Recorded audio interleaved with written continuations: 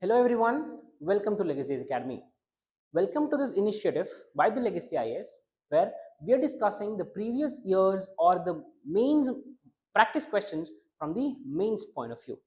So before continuing with this video, I want you to watch the other videos in this particular playlist where I have discussed what should be the body of the answer, what should be the introduction, and what should be the conclusion for the answer that you will be writing for your mains examination.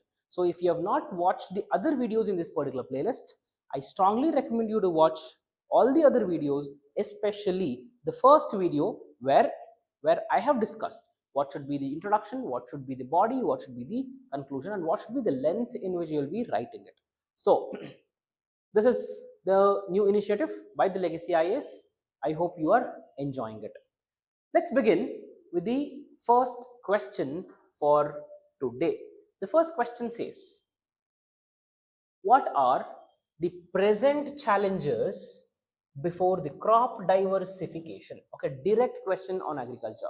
See, since we started this initiative, I've been telling you the number of questions from agriculture in both prelims and mains has seen a tremendous increment. If you look at the last 3 years, 2020, 21, 23, 22 and 23 also, the number of questions from the agriculture both in prelims and mains are increasing. Especially in the prelims exam, you can expect around 15 to 20 questions from agriculture. Okay, from the for the mains exam point of view, you can expect around 3 to 5 questions from agriculture. Why is this happening? Why we did not have a lot of questions from environment and the agriculture being asked in the prelims examination before 2017 is for a reason. So if you look at now, for the civil services and also the forest services, you have a single prelims examination in order to cater the needs of the aspirants who are planning for forest services as their first preference. That is the reason why we have the number of questions from agriculture, from ecology, from environment is tremendously increasing in the civil services prelims examination. So this is a question on the same lines. What are the present challenges before the crop diversification? How do emerging technologies provide an opportunity for crop diversification? So this is where you will have to talk about the current affairs knowledge of emerging technologies in crop diversification. Okay, so as a first statement of the question, the first component of the question directly talks about crop diversification. You will just be talking about the definition of crop diversification in the introduction. This will be the content. So you will just be writing about the definition of the crop diversification. let's talk about the challenges associated with the crop diversification. The first challenge is the crop area dependent on the rainfall. Okay, somewhere around 52% of the Indian agricultural area is irrigated. That's it, just 50%. Let's ignore 2% and let's say 50%. The other 50% of the entire agricultural land in India is completely dependent on rainfall. So if that is the case, and India gets rainfall only for, let's say, 3 or 4 months in a year.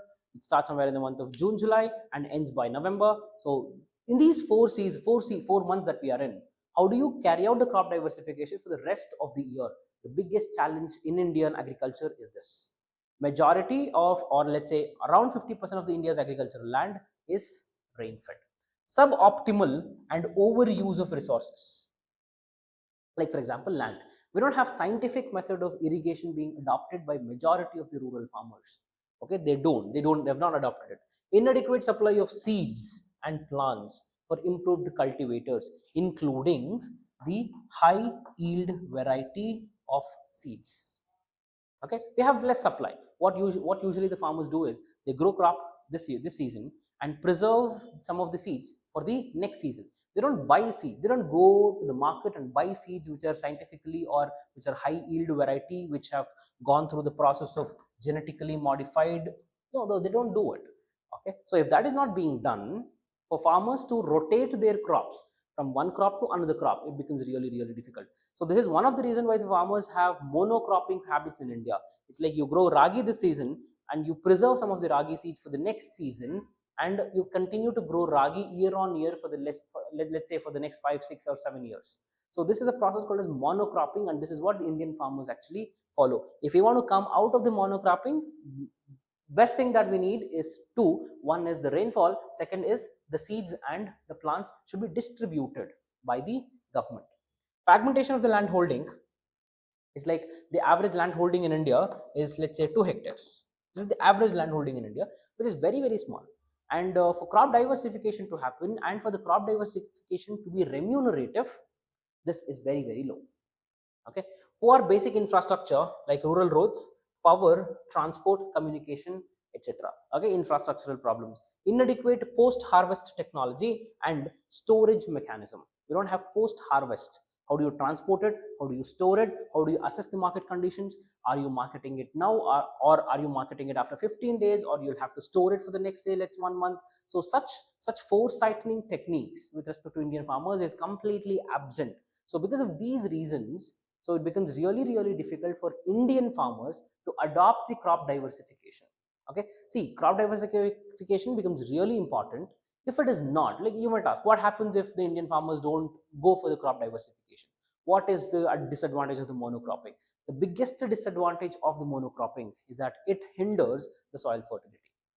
Okay, the soil becomes very, very infertile going forward if the monocropping is continuously practiced. And the farmers won't even change the pattern in which they irrigate the crops. So irrigation patterns remain the same, the cropping patterns remain the same, the fertilizers remain the same, and this gradually reduces the fertility of the soil. So in order to have fertile soil, in order to have good quality of crops that we can grow, crop diversification becomes really important. Role of emerging technologies in the crop diversification.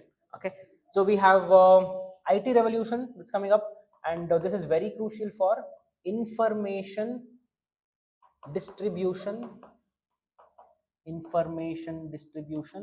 IT becomes really, really crucial. Okay, and because of the emerging technologies like the telecom, we have 4G coming up, and now we have the internet penetration, and because of the internet penetration, they are directly connected with the customers. Okay, so this is one thing. Aquaponics, the urban farming are the techniques that are booming now. Aquaponics and the urban farming, for example, terrace cultivation, terrace farming that we're talking about.